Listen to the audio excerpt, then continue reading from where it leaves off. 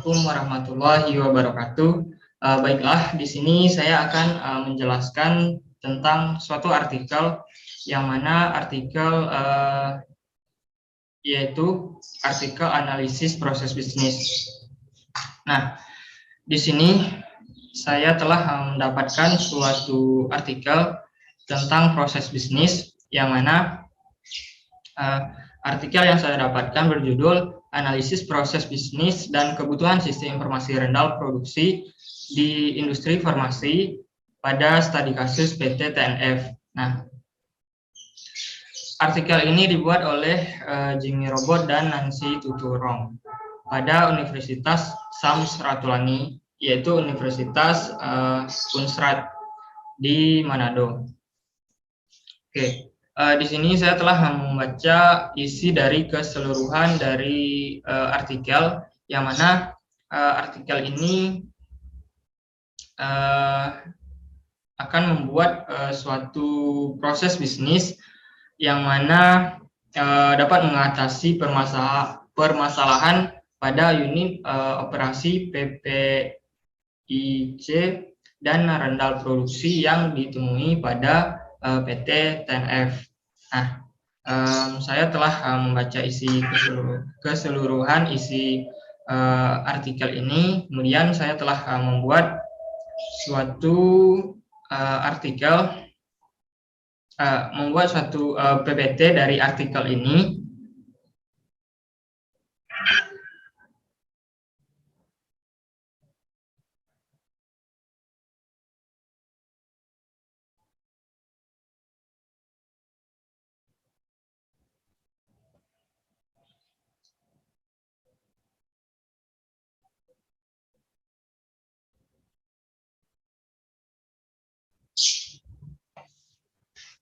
Oke, baiklah. Sebelumnya perkenalkan, nama saya David Armandani, NIM F1S1200008 dari Sistem Informasi Angkatan 20 R01. Baiklah, di sini akan saya jelaskan sedikit tentang proses bisnis. Nah, proses bisnis merupakan rangkaian aktivitas yang dilakukan perusahaan untuk mencapai tujuan. Nah, umumnya berhubungan dengan produk atau jasa yang dihasilkan. Aktivitas tersebut akan diatur sedemikian rupa sehingga bisa mewujudkan tujuan usaha secara nyata. Nah, jenis-jenis proses bisnis. Untuk yang pertama ada proses utama atau primer. Proses ini menjadi inti dari operasional perusahaan yang berkaitan dengan aliran nilai utama dalam usaha, yaitu ada 3 fase. Yang pertama yaitu ada produksi, kemudian ada pemasaran, kemudian yang ketiga ada layanan kepada pelanggan. Untuk yang kedua yaitu ada proses dukungan atau sekunder. Nah, proses ini tidak menambah nilai secara langsung pada produk akhir. Namun proses ini fokus menyiapkan lingkungan yang mampu mendukung proses utama dengan efektif dan efisien. Proses ini juga merupakan proses dukungan yang memastikan operasional perusahaan tetap berjalan. Artinya proses ini fokus melayani internal perusahaan. Kemudian yang ketiga yaitu ada proses manajemen. Dalam pelaksanaannya, proses manajemen memerlukan keterlibatan pengawasan, perencanaan, juga pemantauan. Proses ini akan mengatur seluruh kegiatan, pengolahan, dan juga manajemen strategi organisasi atau perusahaan. Proses ini dimanfaatkan untuk pengelolaan usaha lewat rencana strategis, rencana taktis, dan juga operasional. Untuk selanjutnya kita masuk pada artikel yang telah saya dapatkan tadi. Nah, artikel tadi berjudul Analisis Proses Bisnis dan Kebutuhan Sistem Informasi Randal Produksi di Industri Farmasi Studi Kasus PT TNF. Nah, PT TNF merupakan salah satu industri farmasi yang berorientasi pada pasar dengan menciptakan produk-produk yang semakin kompleks.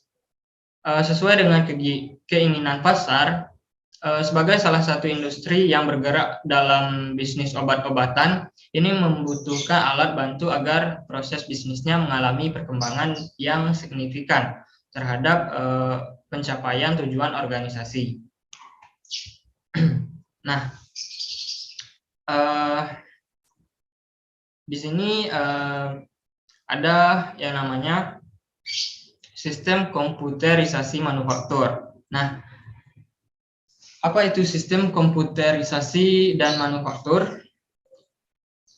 Baiklah, di sini akan saya jelaskan sedikit tentang sistem komputerisasi manufaktur. Semua bagian tingkatan di atas memiliki alur-alur informasi pada tingkat pengendalian level rendah. Informasi yang diberikan sangatlah bergantung pada waktu, di mana setiap kegagalannya akan sangat berharga sekali. Selanjutnya itu ada analisa dan perancangan berorientasi objek. Nah, analisa dan perancangan berorientasi objek adalah pendekatan perancangan atau khususnya untuk sistem informasi dengan memandang sistem yang terdiri atas objek-objek. Nah, selanjutnya ada platform Agile server, yaitu sering juga disebut dengan IBM Agile SDK, yaitu merupakan sebuah kumpulan aplikasi programming interface atau API atau API yang berisikan kelas-kelas dasar dalam pembentukan sebuah agen, sehingga tools ini akan sangat bermanfaat dalam proses pengembangan suatu sistem yang berbasiskan multi-agen. Nah, selanjutnya itu ada pengembangan dengan sistem agen. Nah, metode yang digunakan dalam penelitian ini ialah metode yang diperkenalkan oleh Woodwright, Jennings, dan Kinney, yaitu pada tahun 1999. Metode ini memiliki dua tahap, yaitu analisis dan desain. Kemudian identifikasi proses bisnis. Nah, identifikasi proses bisnis pada studi kasus kali ini, yang pertama ada visi. Visi yaitu mampu mensejajarkan diri sebagai salah satu industri terpercaya di Indonesia dalam bidang farmasi bagi kesejahteraan masyarakat. Kemudian yang kedua ada misi, yaitu menghasilkan produk-produk yang berkualitas tinggi dan dengan mengacu kepada cara pembuatan obat yang baik dan menerapkan teknologi modern serta dukungan tenaga profesional yang handal. Kemudian ada tujuan. Nah, tujuan dari PT TNF ini yaitu menyediakan solusi terbaik bagi kesehatan masyarakat secara umum dan keluarga berencana nasional, secara khusus menciptakan efisiensi, keefektifan, dan koordinasi serta inovasi produk bagi daya saing produk unggulan yang bertaraf internasional. Kemudian selanjutnya yaitu ada perencanaan sistem. Perencanaan sistem atau rendal produksi pada PT TNF ini yaitu ada project sponsor, yaitu manajer produksi, kemudian ada business net, yaitu mempercepat proses eksekusi order, meningkatkan kemampuan produksi, mengurangi kesalahan instruksi operasi, terkendalinya stok obat, mempermudah dokumentasi sistem produksi, dan meningkatkan koordinasi. Kemudian selanjutnya ada business requirement, yaitu menyediakan SI randal produksi, mengintegrasikan aplikasi, dan prosedur koordinasi aplikasi. Kemudian ada business value, yaitu target stok tercapai. Kemudian ada produksi dan pengiriman tepat waktu. Tidak ada kesalahan instruksi pekerjaan, peningkatan akurasi data dan informasi antar unit. Kemudian yang terakhir yaitu ada special issue or constraint, yaitu adanya komunikasi atau sosialisasi dalam menerapkan sistem yang inovatif agar pengguna siap. Nah, selanjutnya yaitu ada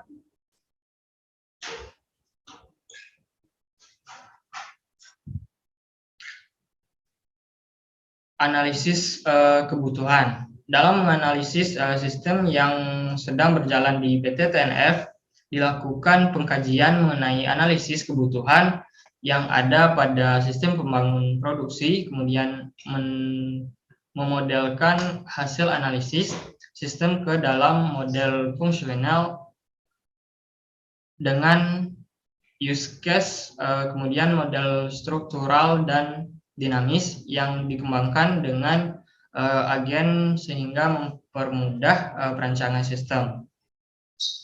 Kemudian kita masuk pada pemodelan sistem yang baru. Nah, pada sistem yang baru ini terjadi beberapa penyederhanaan fungsi kerja akibat otomatisasi oleh sistem informasi. Hal ini menyebabkan peran atau aktor yang terlibat mengalami penyederhanaan dari yang berjumlah 5 peran menjadi 3 peran. Kemudian diharapkan pada sistem ini yang baru akan nantinya menjadi 3 peran dominan yang terlibat, yaitu staf, PPIC, dan staf produksi, kemudian serta manajer produksi. Untuk itu dibuat model use case dari sistem yang baru agar memberi pemahaman bagi stakeholder mengenai kemampuan sistem dalam berinteraksi dengan lingkungannya. Nah, di sini telah saya masukkan juga tentang use case dari sistem pemodelan sistem yang baru ini. Nah, di sini ada staf PPIC, kemudian ada staf produksi, kemudian ada manajer produksi. Nah, di mana staf-staf ini nantinya akan mendapatkan penyederhanaan terhadap pekerjaan yang akan dilakukan. Nah, untuk yang terakhir yaitu kesimpulan. Di sini ada beberapa kesimpulan dari penulisan ini, antara lain adalah yang pertama, identifikasi proses bisnis sistem informasi harus dilakukan pada tahap awal dalam proses pengembangan sistem. Keterlibatan stakeholder bersifat mandatori. Artinya di sini sedikit saya jelaskan, yaitu harus atau wajib ada, yaitu stakeholder ini harus ada, tidak boleh tidak ada. Nah, itu yang disebut dengan sifat mandatori. Kemudian yang kedua yaitu ada Kakas UML versi 2.0 dapat digunakan untuk membantu proses pemodelan proses bisnis dan pendefinisian persyaratan sistem informasi. Nah, mungkin itu saja hasil dari presentasi saya terhadap suatu artikel proses bisnis, mungkin terdapat beberapa kesalahan maupun penyampaian saya. Saya mohon maaf. Saya tutup dengan billahi taufiq wal hidayah. Wassalamualaikum warahmatullahi wabarakatuh.